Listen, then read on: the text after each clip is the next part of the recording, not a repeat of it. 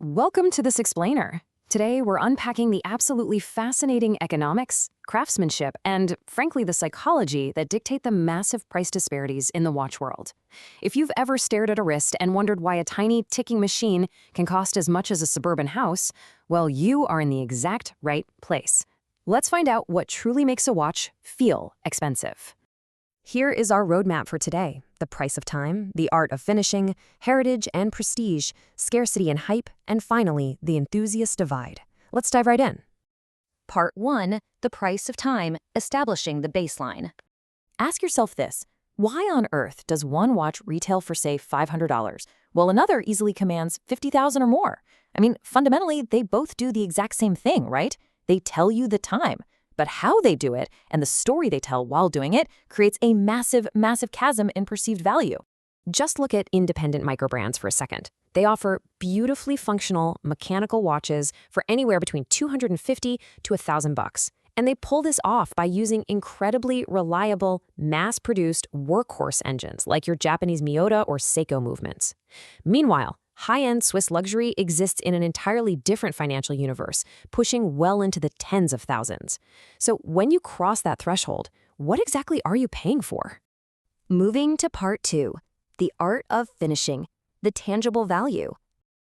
There's this famous quote from horology writer Walt Oditz, and it perfectly grounds this abstract concept of decoration into pure mechanical survival. Inside a mechanical watch, raw metals are constantly grinding, sliding, and working against one another. It's essentially a hostile environment in there. So high-grade hand finishing, it's not just about making the watch look incredibly pretty when you flip it over and look through that glass caseback. It ensures true longevity. Techniques like black polishing steel to a literal mirror finish or applying textured Geneva stripes to trap microscopic dust, they drastically reduce friction and wear. But listen, because this requires incredibly skilled human hands and hundreds of hours of painstaking labor under a microscope, it adds immense cost. And we see a really stark split in engineering philosophies right here.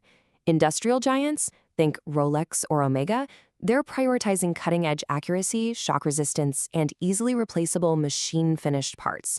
Conversely, traditional haute horlogerie, the real high art of watchmaking, relies on meticulous, time-consuming hand finishing to justify its premium. And neither is wrong. They just represent entirely different sets of values. All right, Part 3. Heritage and brand prestige, the intangible value. Take Patek Philippe as the ultimate case study here. How exactly do you build an unshakable aura of prestige? Well, you build it on over 177 years of uninterrupted tradition. Because they're under fourth-generation family ownership, they completely bypass erratic corporate trends. They enforce their own strict quality seals. Buyers inherently trust that the brand holds incredible long-term value.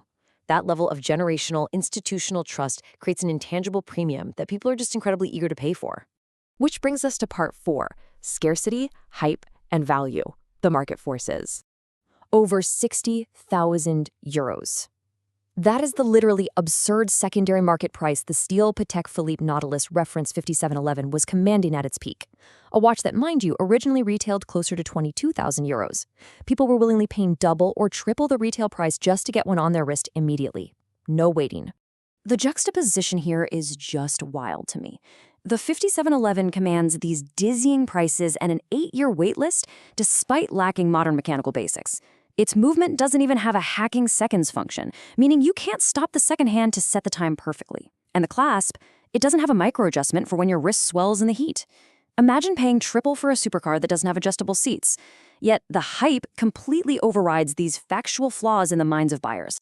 Now, to really understand what exclusivity costs you, let's look back at independent micro-brands. They bypass the Swiss geography and the whole hype machine entirely.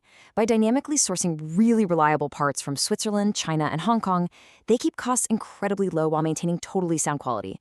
The big takeaway here? A beautifully built watch doesn't actually have to cost a fortune, if you're willing to forgo the luxury brand name on the dial. But, hype is a completely moving target. As watch expert Robert Jan Brewer noted, the early Omega Speedmasters used to be a highly niche piece requiring deep, deep research into the Apollo program. It was a watch for, well, nerds. But as the broader public caught on, market perception shifted, and now certain vintage models easily fetch north of 10,000 euros. The metal didn't change one bit, human psychology did. And finally, Part 5. The enthusiast divide, the psychological value. The market is constantly doing this careful balancing act between two core buyers. On one side, you have the informed aficionado, maybe wearing a modded Seiko, who values historically accurate, under-the-radar discernment. On the other, the affluent consumer who simply wants a recognizable, shiny, high-status object with a really easy-to-digest backstory. Brands constantly walk a tightrope, balancing the street credibility of the savant with the massive purchasing power of the big spender. But the ecosystem as a whole is just wonderfully diverse. You've got wealthy patron collectors who actively fund risky, independent innovations. Then you have the hopeless romantics, people who buy purely on an instinctive, emotional connection to a watch, ignoring the spec sheet entirely. And of course, the design buffs, who are captivated by the exact millimeter dimensions and visual harmony of a piece. Ultimately, when you get right down to it, a watch is just a collection of factual specifications: material, size, price, and history. Whether it's the meticulous hand polishing of a tiny gear or the rugged charm of a mass-produced steel case, the value only exists because of the unique meaning you project onto it. The real magic? It happens in your mind, not just on the workbench.